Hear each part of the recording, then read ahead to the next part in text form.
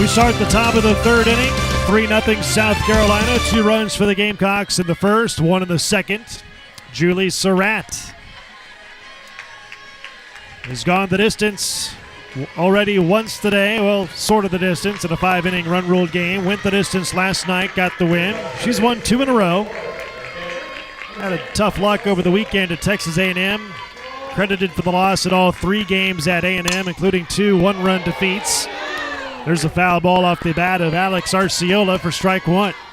Yeah, that was foul ball was put in the category of a laser, and Coach Hickey down there had some nice moves. She see that she still has some reaction down there because she certainly needed it for that one. That was hot. Arciola batting 138, no home runs, 8 RBIs, and quickly down in the count, 0-2. Yeah, and Arciola knew it on that one. That was a great pitch call by Coach Smith and then a great pitch by Surratt. Arciola had lined a shot down the left field line, and then Julie came back with an off-speed pitch and just completely fooled her. In game 1 today of the doubleheader, Arciola was 0 for 2. Batting in the number 8 spot, Lexi Taylor on deck, and then back to the top of the order, and Kelly Wilson for UNF.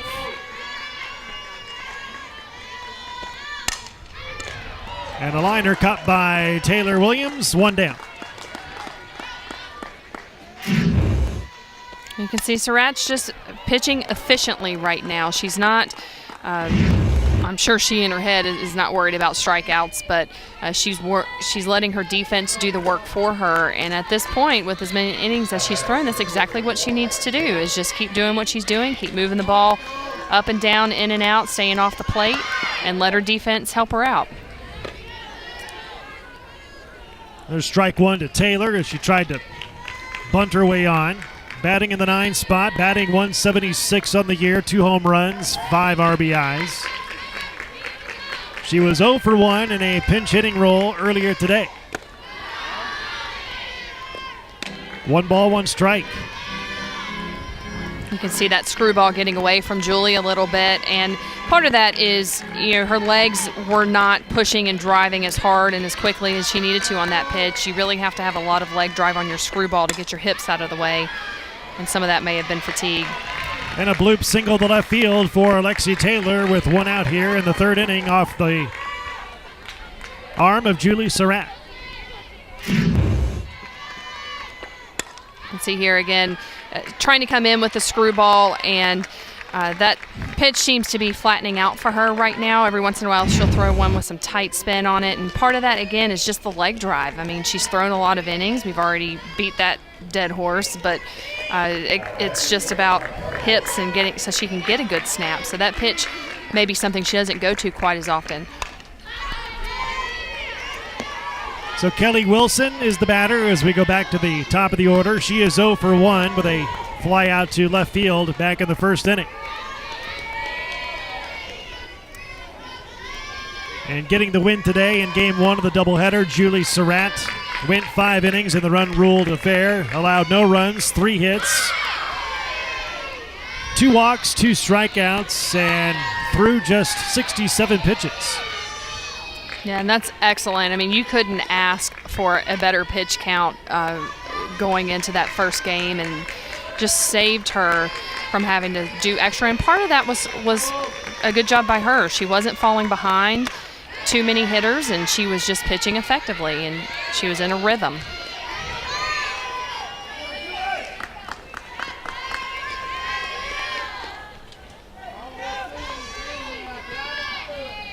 Wilson, a senior from Jacksonville Beach, Florida.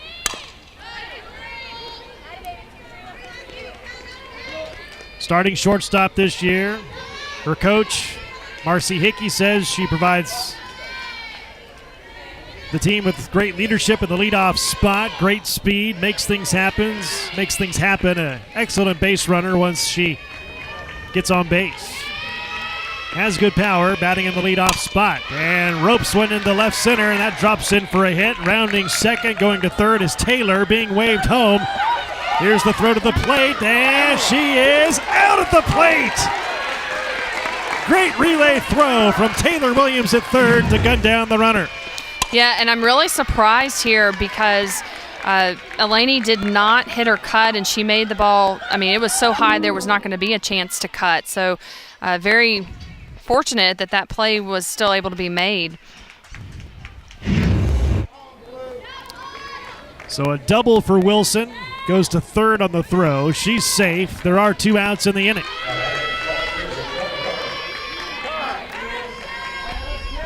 Shelby Duncan, the batter, and time is called as Sarah Mooney goes out to talk to Julie Surratt.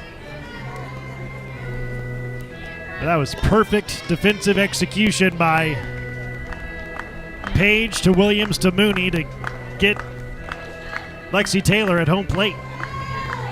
Yeah, I mean, like I said, the throw, though, was too high and over the cut's head. But, you know, that also speaks to Elaney Page's strength of her arm, and it was right on target. Duncan, the batter, she was hit by pitch in the first inning on the elbow. On the first pitch she saw from Julie Surratt, and there's a called strike.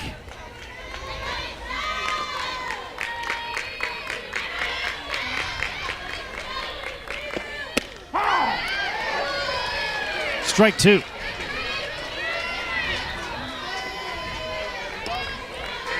Duncan, a junior college transfer from Indian River State College down there in Florida, played there for 2 years.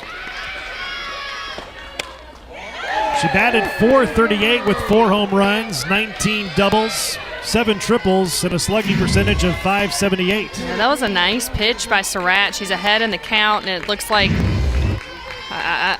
I don't know what it looks like. It looked like a strike to me. I'll just put that out there, but I'm not the umpire. And lifted foul, and Page runs out of room. Count is still 1 ball, 2 strikes. What did you average out at and speed-wise on your pitches? Yeah, so freshman year, I actually threw the ball a lot harder. I think I was clocked at 68 one time. Literally one time. I don't know what I was the rest of the time. I didn't really keep up with it. My senior year, I had my mechanics fell apart a little bit. I was only getting 63 to 65. There's a fly ball down the line, and that's over the wall and gone. It barely sneaked inside the foul pole and barely over the wall as well. A 2-run shot for Shelby Duncan, and the Ospreys are on the board. It's now 3-2 South Carolina. And that was a nice piece of hitting by Duncan. I mean, she just takes that changeup that was, again, high in the zone, and she turns on that. And Julie just kind of put it in her powerhouse. And, yeah, that's something that we've talked all along about Julie is she has a great changeup, but she has got to keep the ball low in zone. And it really doesn't matter if it's her changeup or any of her other pitches. She has to work out of the zone. And that's the first home run hit this season by Shelby Duncan of UNF. It's not a bad pitcher to get your first home run off of either. No, it's not. And, I mean, you know Duncan's got to feel a little bit relieved as she struggled in the first game, so that had to feel good. So here's Stacy McClelland. And takes strike 1. McClelland is 0 for 1. Went down swinging on strikes against Surratt in the first inning. And Julie just needs to stay focused and stay in her rhythm. Now, McClelland's a good hitter. She's the best hitter on the Osprey team, and you can see she's really attacking those pitches, but Julie has been effective against her so far in both games. So she probably has some confidence in her, and if I'm Julie, I'm not changing my game plan. I'm going straight at McClelland. Swing and a miss and an outside pitch for strike 3. Inning is over, but the Ospreys get 2 runs on 3 hits. No one left. We go to the bottom of the third. It's a 1-run game. Bottom of the third inning we go. 3-2 South Carolina with the lead as North Florida scored 2 runs in the top of the third inning to get back into the game, only trailing by 1 now to South Carolina. Up there for the Gamecocks in the home half of the third inning. Power order up there, 3, 4, 5 hitters. Masters, Snare, and Victoria Williams. Facing Kayla Goff of UNF, and there's ball 1 to Masters, who is 1 for 1 in this game at an RBI single to right stole a base, and a run scored, all in the Gamecock first inning.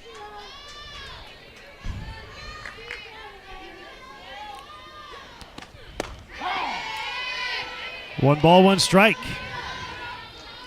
You can see Goff again went to that outside corner, and she got the call that time, and now she knows where it's at and where it's going to be called, and so look for her to go there repeatedly. Off speed pitch, and that hit off the end of the bat for strike two. It's 1-2. Goff, the pitcher tonight for UNF, comes from an athletic family. Her cousin Jean Ullum played women's basketball at Marshall University up in Huntington, West Virginia.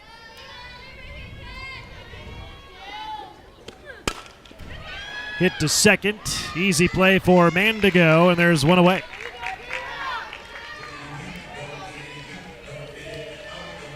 So one up and one down in the Gamecock third inning. That brings up Kalia Snare.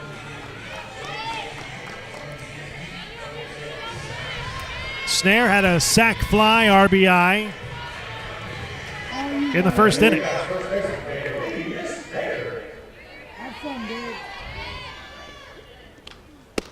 And takes strike one. She was the hero in last night's win over Furman, a game-winning walk-off solo shot to center field in the bottom of the seventh inning to win the game over Furman 2-1. Yeah, Snare has definitely worked her way back to her top form, and she still has a little bit ways to go, but she's definitely seeing the ball better. She looks more relaxed, more confident in the box. We can see Goff has settled in. Also, she's starting to mix her changeup a little bit more, and so far it's been effective at keeping the Gamecocks off balance. Strike two to Snare. Gamecocks have won 2 in a row. Trying to end this week on a good note with perhaps win number 3 in a row.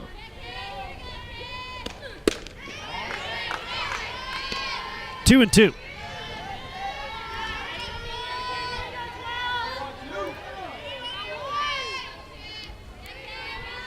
It's so interesting to me this year. This year I've seen a couple teams where the players have been wearing ball caps, and back in the day you didn't really see ball caps. It was kind of a unique look, and now you're starting to see them more, obviously, but most of the time you would either see players not wearing a cap or they would wear visors, and of course you still see visors some, but a lot of players on this Jacksonville team are wearing the ball caps, and I just think it's neat.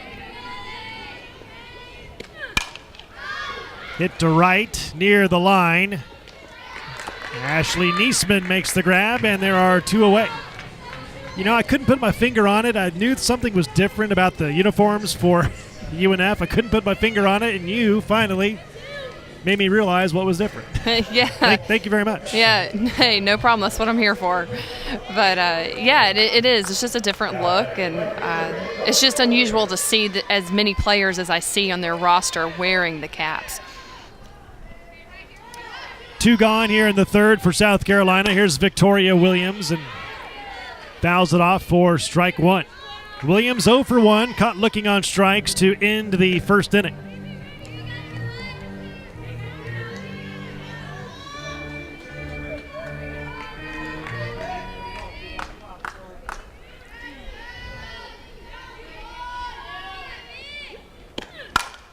Hit deep to left. Back goes Shelby Duncan. She looks up, and it's out of here. A home run for Victoria Williams. And she extends the Gamecock lead to 2 runs now. It's 4-2, South Carolina. And that was just a shot off the bat. I mean, it left the park very, very quickly, and it actually cleared the safety net out there. Or I don't know if it's a safe. Well, yeah, it is a safety net because there's the track is out there, and it went even over that. And for Victoria Williams, that is home run number 3 on the season.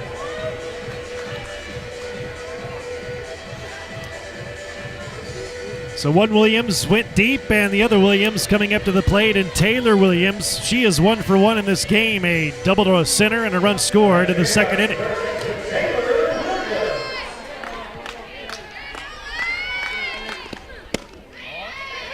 1 ball, no strikes.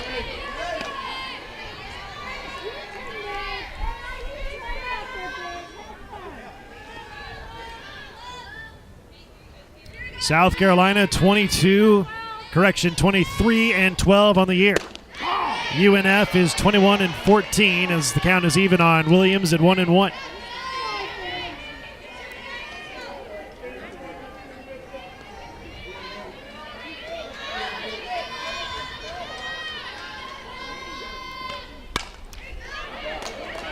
Over the mound to second.